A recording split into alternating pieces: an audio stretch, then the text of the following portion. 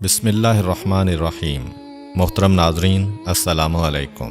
ایک یہودی کو رسول خدا صلی اللہ علیہ وآلہ وسلم سے چند دینار قرض واپس لینا تھا۔ ایک دن آپ راستے میں جا رہے تھے کہ وہ یہودی آپ کے پاس آیا اور اس نے کہا، جب تک آپ میرا قرض ادا نہیں کریں گے اس وقت تک میں آپ کو یہاں سے نہیں جانے دوں گا۔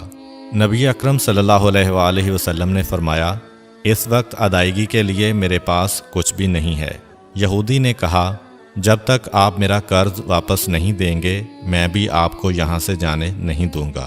آپ نے فرمایا، اگر یہ بات ہے تو میں تیرے ساتھ یہیں بیٹھ جاتا ہوں۔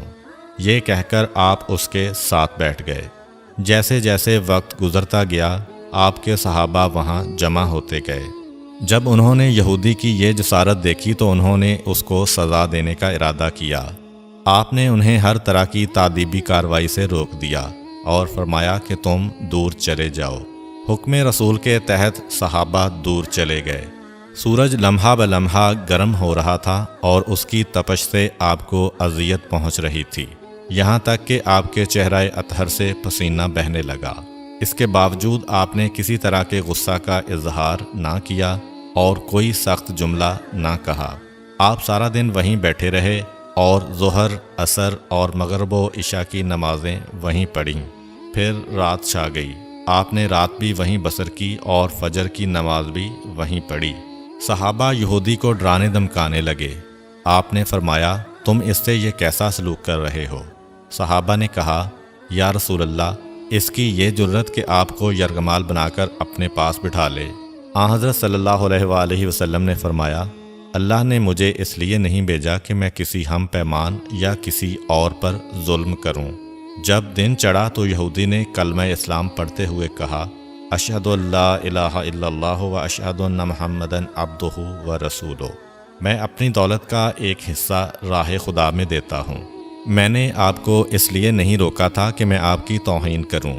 اس ذریعے سے میں آپ کے پیمانہ صبر کو آزمانا چاہتا تھا، کیونکہ تورات میں نے آپ کی یہ صفت پڑھی ہے، محمد بن عبداللہ مکہ میں پیدا ہوگا اور طیبہ کی طرف ہجرت کرے گا۔ وہ تندخو اور سخت مزاج اور بیہودہ گوئی کرنے والا نہ ہوگا اور کوئی جھوٹی بات زبان سے نہیں کہے گا۔ اس طرح سے میں نے آپ کو یہاں رکھ کر اس بات کی تصدیق کی ہے کہ تورات نے بالکل سچ کہا تھا۔ رسول اکرم صلی اللہ علیہ وآلہ وسلم مبعوث برسالت ہونے کے 3 سال بعد تک خفیہ طور پر دعوت اسلام دیتے رہے۔ اس کے بعد اللہ تعالیٰ نے آپ کو حکم دیا کہ آپ کھل کر اللہ کا پیغام پہنچائیں اور لوگوں کو خدا کی طرف دعوت دیں۔ ایام حج شروع ہوئے تو پورے جزیرۃ العرب سے لوگ مکہ کی طرف آنا شروع ہوئے۔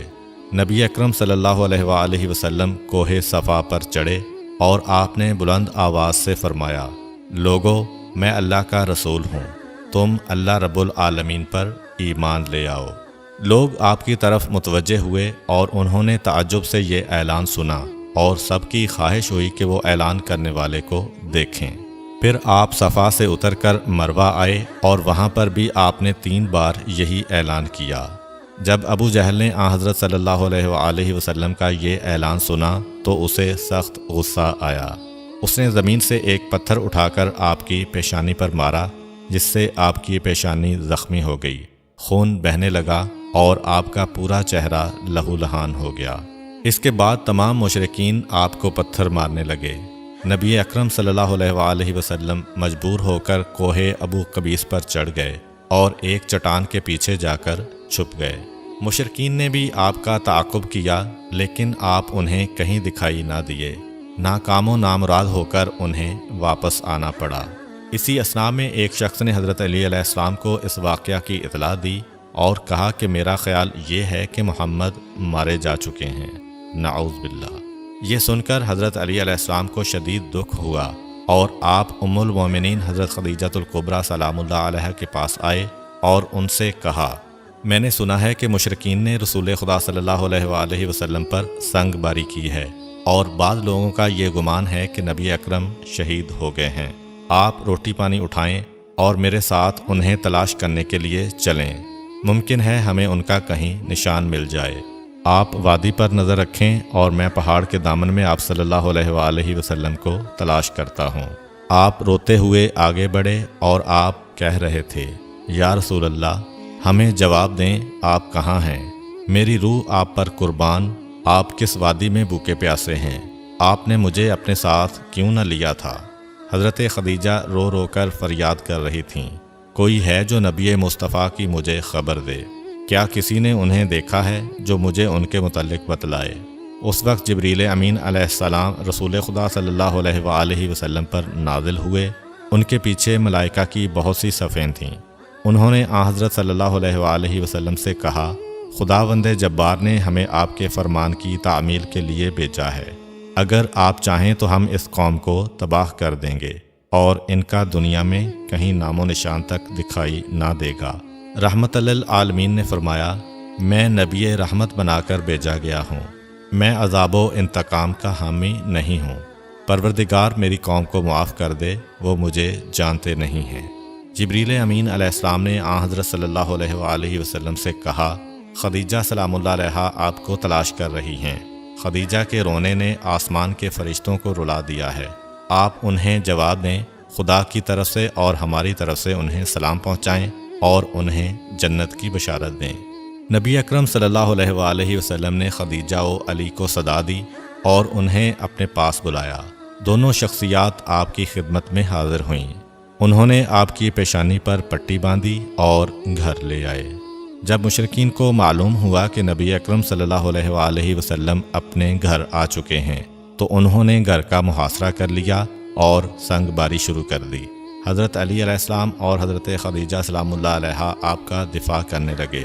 جب سنگ باری میں معمولی سا وقفہ ہوا تو حضرت خدیجہ گھر سے نکلیں اور انہوں نے چیخ کر کہا، فرزندان قریش، کیا تم سے حیا رخصت ہو گئی ہے؟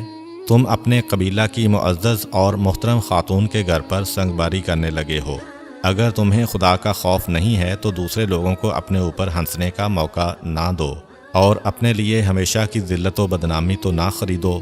جب مشرکین نے حضرت خدیجہ سلام اللہ علیہا کی گفتگو سنی تو ندامت کے مارے ان کے سر جھک گئے اور وہ شرمندہ ہو کر اپنے گھروں کو چلے گئے۔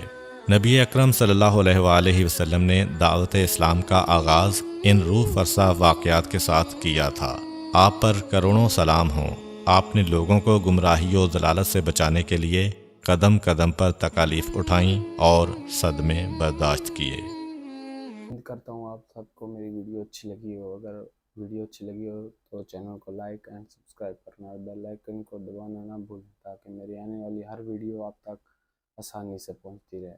شکریہ، اللہ حافظ۔